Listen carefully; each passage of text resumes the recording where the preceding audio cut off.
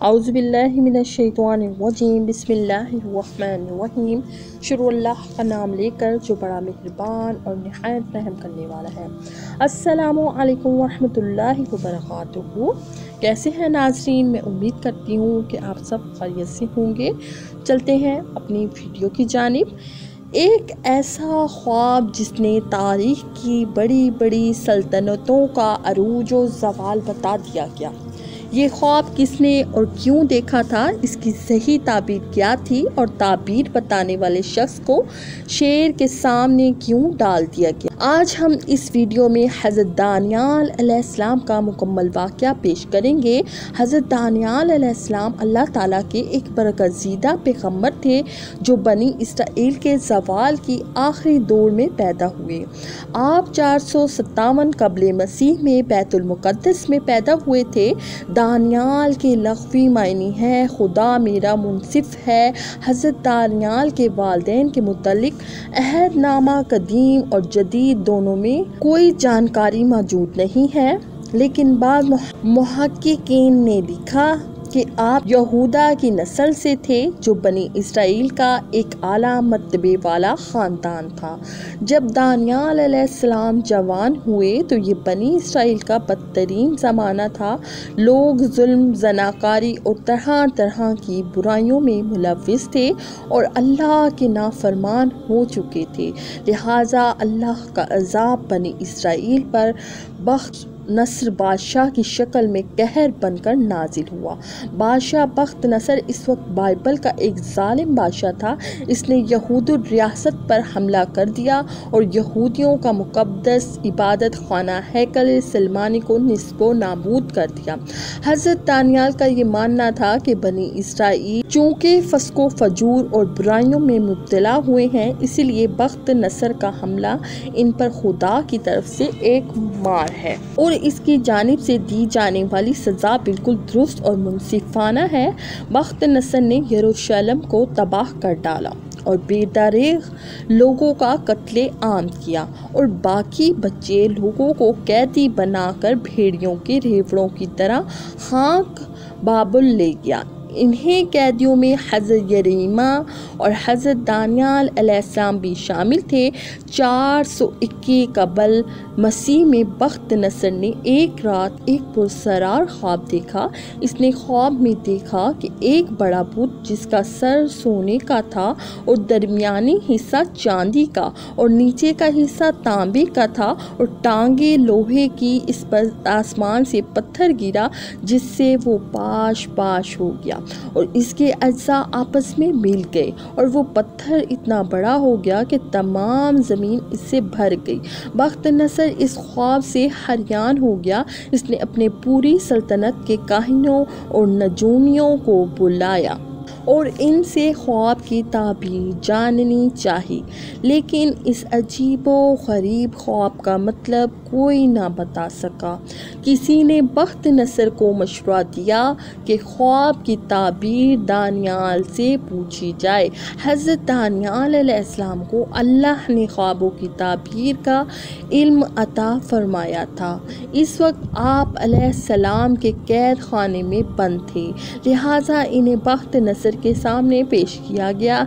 इस ज़माने में ये रिवाज था कि बादशाह के सामने हाजिर होने वाला शख्स इसे सजदा करता, लेकिन हज़रत दानियाल बख्त नसर के सामने तशरीफ़ लाए तो आपने इसे सजदा करने से इनकार कर दिया और फरमाया कि खुदा के सिवा किसी के आगे सजदा जायज़ नहीं। इस पर बाख्तसर खामोश रहा और इसने कुछ ना कहा, क्योंकि इससे पहले अपने ख्वाब की ताबीर जानना थी। जब इसने अपना ख्वाब बयान किया तो इसका ख्वाब सुनकर आप अलैहिस्सलाम ने फरमाया, इस बुत में जो तूने सोने का सर देखा वो तो ही है और तेरे बाद एक और सल्तनत बर्पा होगी जो तुझसे छोटी होगी और इसके बाद एक सल्तनत तांबे की जो तमाम ज़मीन पर हुकूमत करेगी और चौथी सल्तनत लोहे की तरह मजबूत होगी और जो तूने देखा कि इसके पाँव और उंगलियां कुछ तो कुम्हार के मिट्टी की और कुछ लोहे की थीं, सो इस सल्तनत में तफरका होगा और इन बादशाहों के अयाम में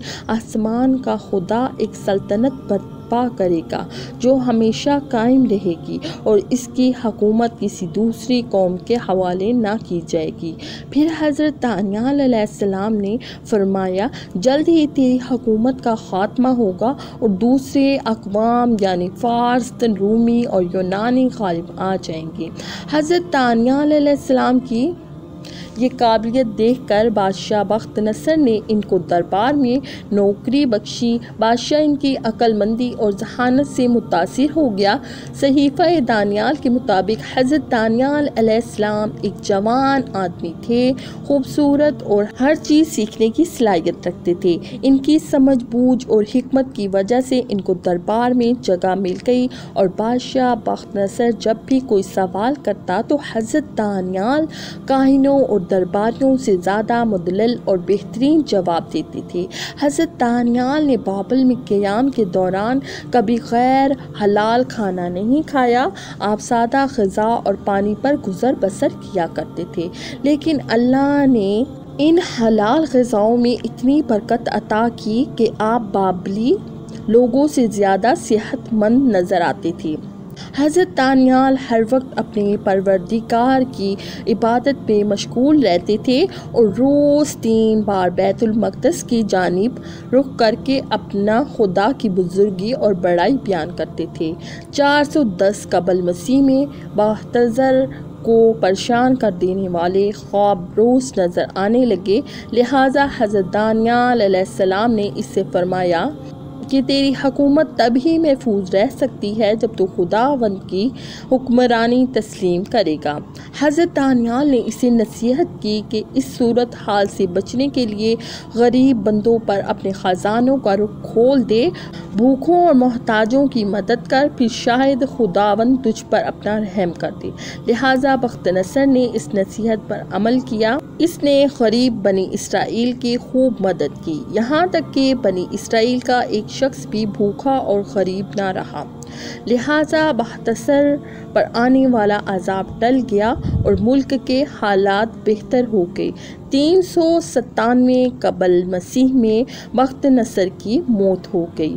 मौर्रखीन ने लिखा कि दानियाल अलैहिस्सलाम की मिसाल हज़रत यूसुफ अलैहिस्सलाम की तरह है। आप हज़रत यूसुफ अलैहिस्सलाम की तरह ही कैदी बनाकर दूसरे मुल्क में लाए गए और दोनों को ही ख्वाब की ताबीर का इल्म से नवाजा गया था। अगर यूसुफ अलैहिस्सलाम न होते तो पूरा मिस्र तबाह हो जाता। बिल्कुल इसी तरह अगर दानियाल अलैहिस्सलाम न होते तो बाबुल तबाह हो चुका होता। बख्त नसर के मरने के बाद इसका बेटा बालशाज़ार बादशाह बना। ये इंतहाई नालायक और अयाश बादशाह था।